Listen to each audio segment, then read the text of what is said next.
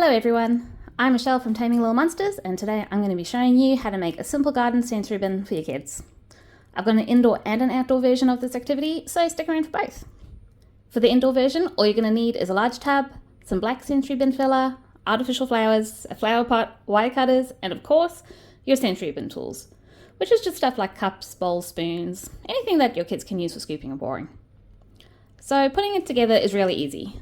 Start by pouring the sensory bin filler into your large tub. Here I've got a mixture of dried black beans and black rainbow rice. If you want to know how to make your own rainbow rice at home, I'll link to the recipe in the video description for you. Next, you're going to need to separate your flowers.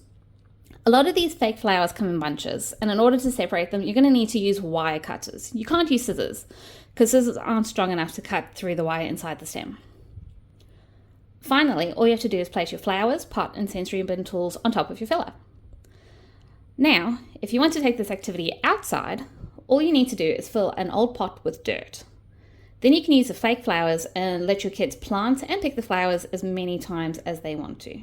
Alright everyone, thanks for watching. Don't forget to like and subscribe, and I'll see you next time.